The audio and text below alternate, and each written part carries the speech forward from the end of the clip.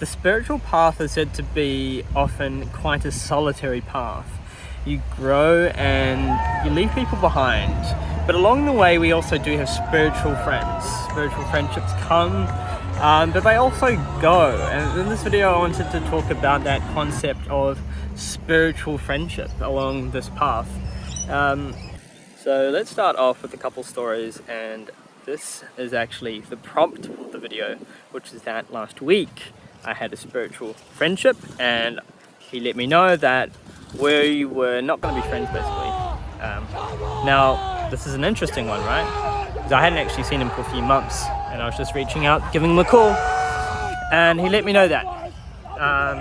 But I also was not surprised, because the last few times I had hung out with him, he got incredibly triggered, and I felt a lot of energy, pain body energy come out.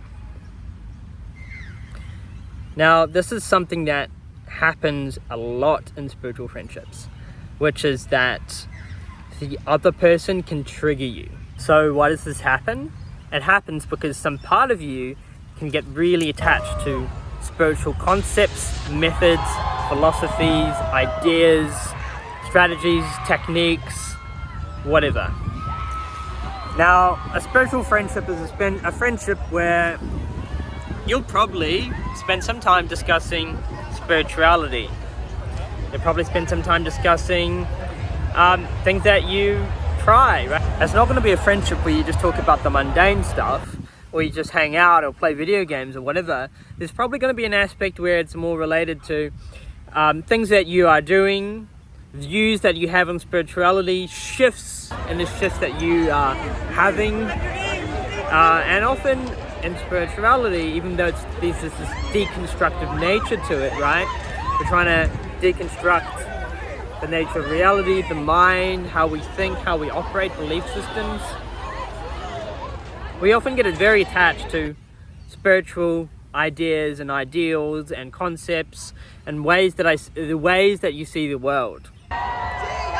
So spiritual friendship is often one where you confront that, you come into contact with that in a way that you wouldn't otherwise. Because often we are in this echo chamber of what we think, how we feel. We don't always have connections where the person wants the best for you, or we don't always have connections where people might question you. Now, I'm not suggesting that you should be in a friendship where somebody's just judging you and any of that, right? But what I am saying is, even with the best intentions, even with a kind and open heart, as a spiritual person you might disagree with somebody else or get curious about something, like, oh, okay, interesting, you think that, why do you think that? And for somebody that hasn't questioned that, and by the way, I'm not exempt to this, right? I'm not exempt by any means. This also relates to me and how I can operate better at times, because I haven't been perfect either, and that's the thing. But when you get questioned, what happens? And this is for everybody. Often we have a part of us that is very held onto, attached to an idea. It now gets confronted. It's questioned. It's like that aspect is now, the spotlight is on it. The spotlight is on it. The spotlight is on it. And what does Eckhart Tolle say about this kind of thing, right? The ego doesn't like it. He uses this idea of the gremlin, right? There's this little gremlin inside of us. There's this little evil gremlin that's kind of getting reactive all the time when it gets confronted. This gremlin, I've seen this come out in people. I've seen this come out in friendships from simple questions, like very little things. And because that gremlin is there, even with somebody that does all this inner work, what actually happens is the gremlin, there's no suppression. The gremlin can come to the surface even easier.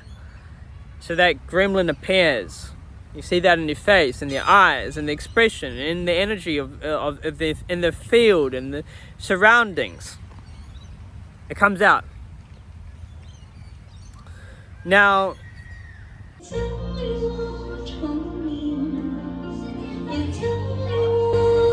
when this comes out, one or two things can happen. But what often happens is, if the energy of that is strong enough, it takes over. The gremlin takes over. And it's like the person has now gone beyond the edge. It's gone beyond the point of their dominant aspect of mind, their dominant part of them that is controlling them. Now that is the subservient to the gremlin. The gremlin takes over.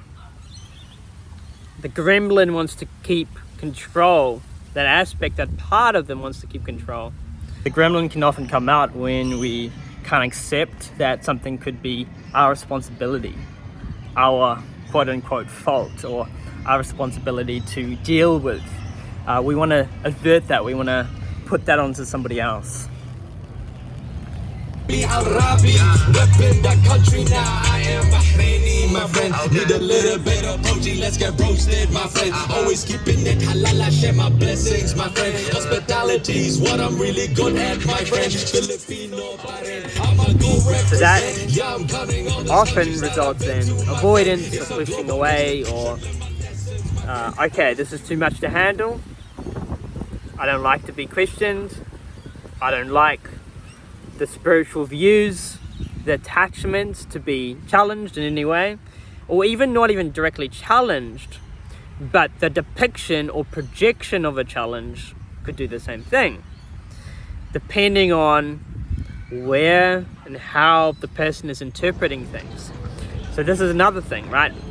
Very common, projections. A projection can come up, and this is perfect shadow, by the way, because when you project onto other people, it's telling you something that you haven't owned in yourself. So often we project what they're actually, what we think they're thinking, what we think they're judging us on, or we think they're judging us, when we don't actually know that. We haven't figured it out. We haven't questioned that. What we really do know is our interpretation, our perspective of whatever is occurring in that moment. So we project onto other people too. Now, I'm going to give another story. This was many years ago. Back when I lived in Wellington, I was working out in the gym. There's a acquaintance / friend, and he lived in Melbourne for quite some time. Now, he had come back to New Zealand. We were working out together, and he constantly complained about Melbourne. He was saying about, the girls are this and that, and the materialistic, and people aren't friendly, and a lot of these ideas. And I was like, okay, interesting. But I got tired. He started talking about Melbourne again, and I said, in a kind way, but maybe it was your experience, dude. Because maybe I've heard other people say good things about Melbourne, right? Maybe it's your experience. This pushed him over the edge. The gremlin came out, and he basically flipped out. He walked away. He left abruptly. Didn't say anything. He just or maybe he said I'm just gonna go. I don't remember. But he flipped out. Now the core lesson from this is when people get questioned in some way, and they interpret that questioning as a challenge. Because I'm not actually challenging them. Often I'm not even challenging them at all. Sometimes I am, but often I'm not. I'm just questioning. Okay. And even now I'm more mellow. 5-6 years ago when that happened, that, you know, some of my energy might have been like a bit questioning and a bit like confrontational, maybe. I don't know. It's been so long. But now I'm very mellow. Now I'm just like, okay, whatever, believe what you want. And there's this like kind of like looseness to it. We can recognize that it's their issue. It's not always your fault. This is where the idea of fault comes in, and when we start to deconstruct fault, we realize truly nobody's at fault, but there is two people in an interaction, and there are whether these two people are in alignment or not, that's another question entirely. Thank you. Dealing with the devil. So am I saying you should never question spiritual friends? No, I'm not saying that at all. I'm saying, you know, be authentic to who you are. And often these relationships teach us something. They grow us in some way. They expose some shadow that we can work on, right? Whether you are the one that is running away or avoidant, or whether you are experiencing that from somebody else. You know, the recent scenarios, that was not comfortable. It was not that pleasurable to hear that from somebody, and to hear basically nothing as well, right? Like part of you is also like, okay, well, what is it that you're feeling like you're not aligned with? So that aspect where people are avoidant, look into that. That's a shadow. That can be coming from a shadow. Or even the aspect of you that's like now experiencing that from the other side. What is that teaching you? All those experiences are so, if you can get the juice out of them with the shadow work, oh my god, bro. I've been recently really applying that to dating, my tools to dating. And if I ever have hurt emotions or anything from dating, I'm like, sweet, because there's so much opportunity to grow, right? Yeah. Like a really good practice to do is like, when you're really crushing on a girl, that's usually just golden shadow, right? Because you don't know her yet, you're only just starting to know her, and you think you know her, and you think she's amazing, and you think she's all this, right? It's like she's making you feel good when you're not even there. So that's just a part of yourself that you're disconnected from, that you're starting to experience more through the symbol of this woman, right? And you can sit down and you can meditate and bring up that symbol of her, just an image of her in your mind. And you can do this thing where the part of you that's really crushing, you can be like, hey man, what do you want to do? And just allow there to be full expression, no judgment of that part. Maybe they want to go up and hug her or kiss her or, you know, do whatever, right? And you just allow that to occur. And then all of the positive symptoms that are arising, you start to label, right?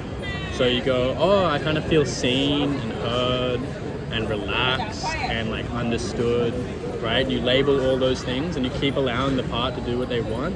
And then eventually you'll kind of realize what this symbol means to you.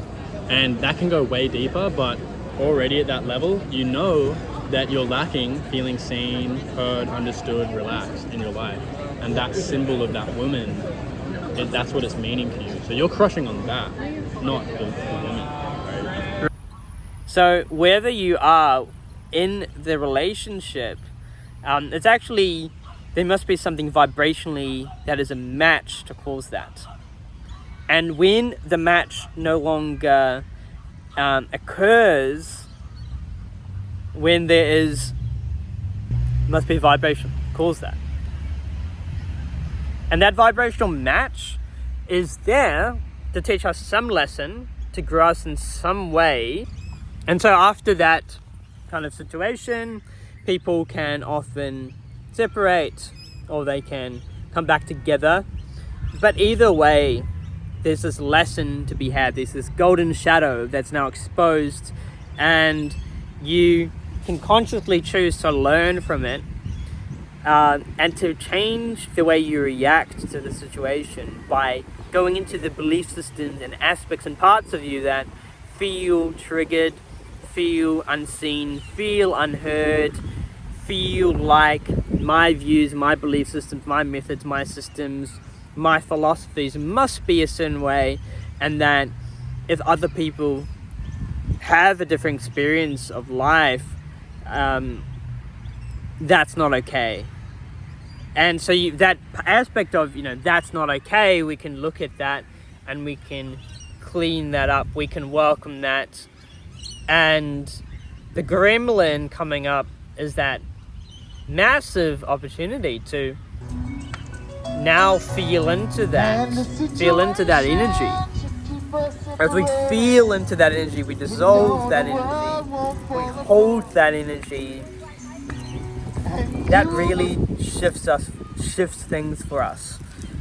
Now, apparently it's Mercury retrograde right now, which is one of the reasons why you may be experiencing things in regards to relationships.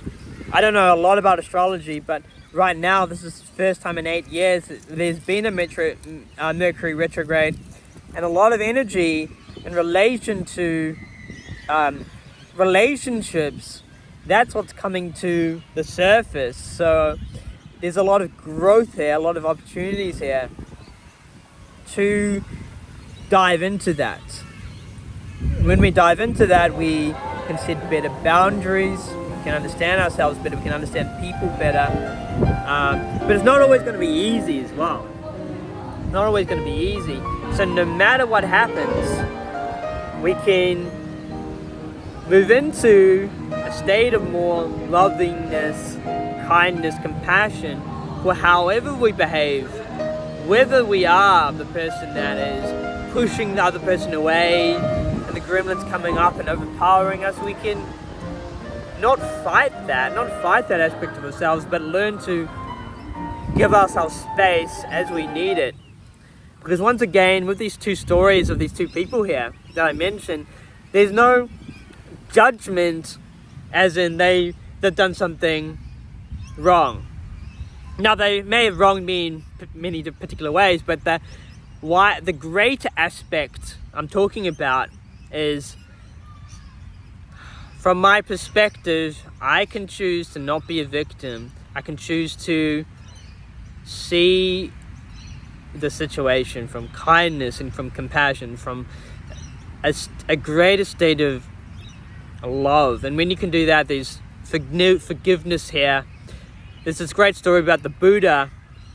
Somebody disrespected the Buddha, and what did the Buddha say? The Buddha said, these are your gifts, but when somebody comes to you with gifts, when someone comes to my house with gifts, I can choose whether or not to accept the gifts.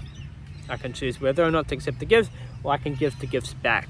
And when gifts aren't welcome, when somebody energetically, verbally intrudes on your boundaries or harms you in some way, you can say, okay, I don't accept these gifts.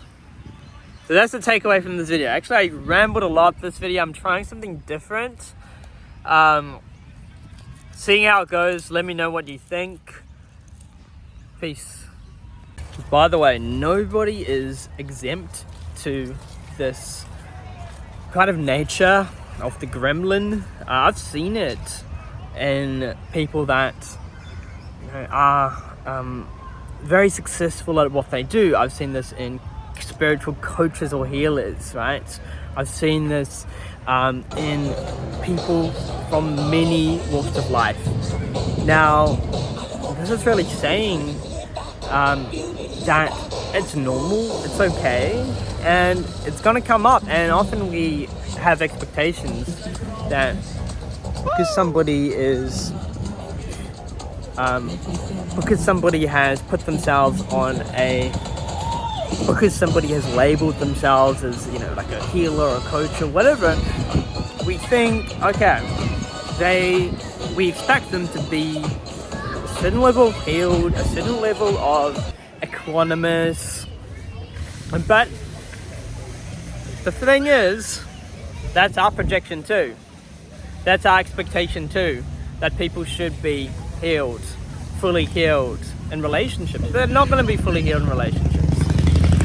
So just realizing that is a massive relief and a re-ownership, because now you can be more free to be who you are in relationships with others, and you can allow others to be who they are without that subtle judgment that might be there if you think this person should be at this level. Why should there be levels? So we can now go into relationship with others with discernment, with understanding, with openness, with kindness, and by doing so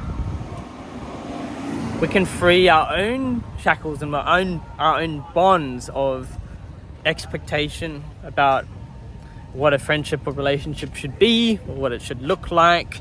And even when people get triggered, when the gremlin comes out, we can see, okay, that is normal. That is something that happens in these kind of friendships, and not hold on and clinging on to, like, I wish it worked out, or I wish things went differently. And so when we can do that, we not only free ourselves, but we free other people energetically. We allow them to heal in the way that they need to.